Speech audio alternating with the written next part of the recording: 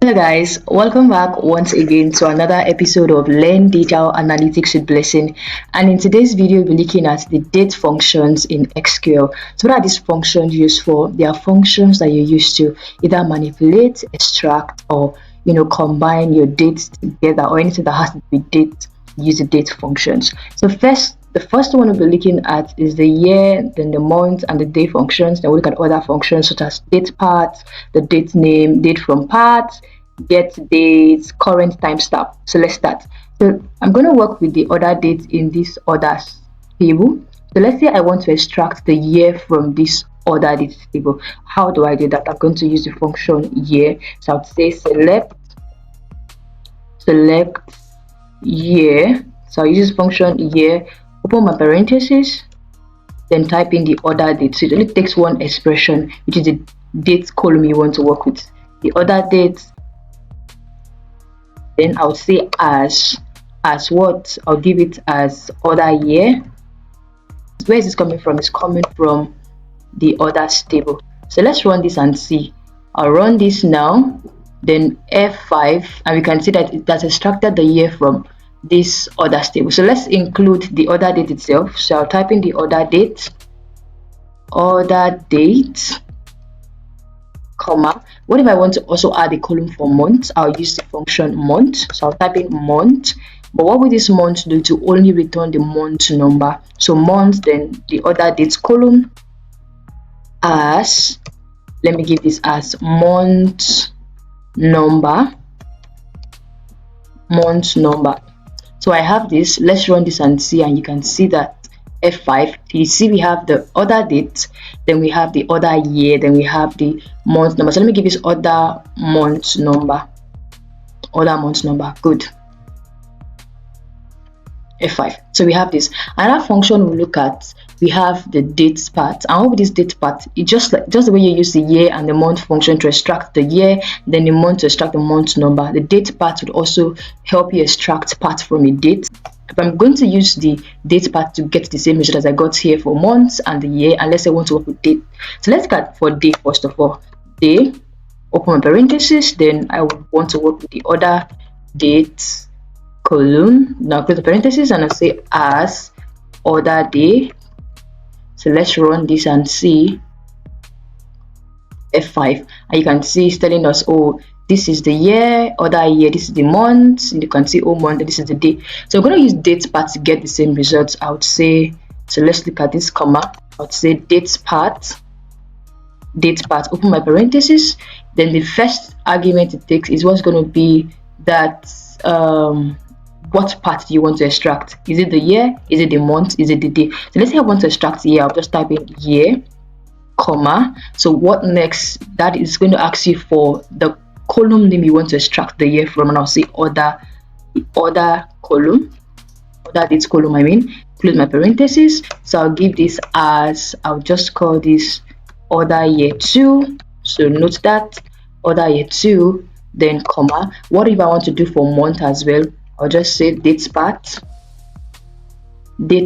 open my parentheses, then I'll specify the part I want to, which is the month, comma, then the column name that I want to extract month from, order date, close my parentheses, then I'll alias this as order month 2. This is getting long, so I'd like to break this down a bit because it's getting long. So I have the order date, I have the year, so tab, I have the order month, I have the order day, I have the ones I use the date part to. So what if it's for the quarter? You do date part, open my parentheses, then I would say quarter, then comma, then the column name you want to work with, order dates column, close the parentheses, as what? As order quarter. So let's run this now and see. So we have for, what am I having? Okay, so I didn't add a comma here. Good. So let's run this now, where we have, good. So we have this, the year, where we use the year function, the month function, then the day function. We're now using the date part to extract the year from this other date, the month and the quarter. You can also do that for the day as well. Try it at your end. So I'll select this and I'll run this, and you can see we got the same result. What if I want to get the name of the month, not the month number now? I want to get the name of that month. So I'm going to use the function date name. So let's look at this, comma. Let's use date name for month, date name. Open my parenthesis. Then what do you want to get? What name do you want to get from that date? I want to get the month name, so month, comma. Then the column you want to work with, other dates column. Now I'll close my parenthesis and I'll name this as other month name. I have this way. So let's run this now and see. I'll run this F5, and you can see that we have the other month names. If you want to do for year, you want to do for day, just input the dates part you want to, and that you get that result. What if I want to get the current date and time? You can do this with either using the current timestamp or you use get date. So let's say I'm working with get date. Come here and put my comma, and I would say get date. Open and close my parenthesis, comma. Let's do for current times. I see that we have the same result when we use both functions now. Current underscore timestamp. They will both return current date and time in the database. So let's run this now, all coming from this other table. So let's run this F5. As you can see that the column where we use the date name function to get back, you can see it has extracted, or it's showing us now the month name instead of the month number, compared to when we use just the date part and the month function. Then for this one, column, we didn't give it a column, so let's just give it today's date. For this get date as today's, let's give it today date. Then same thing for current stamp as the current date.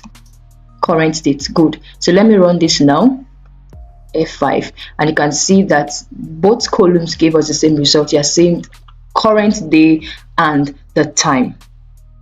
So this is how you use date function while working in your SQL server.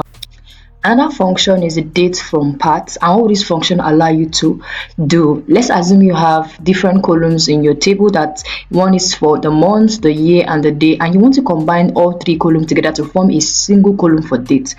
What do? You use the function date from part. But I don't have a data set that has the date split into months, year and the day. So let's just use this example. I would say select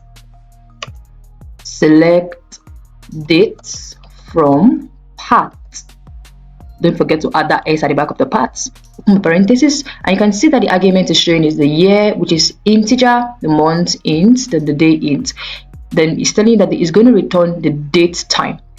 So what do? Type in, let's assume I'm typing in 2025, comma, then the month, you're currently in February 2, comma, and the day, today is 27/7. I'll close my parenthesis. Then I will alias this as get date. Then let's run this and see F5, and you can see we have a single result here that has combined the year, the month and the day to form a date. So if you have like three columns, you know how to do it. Select date part, open my parenthesis, put in the column name for the year.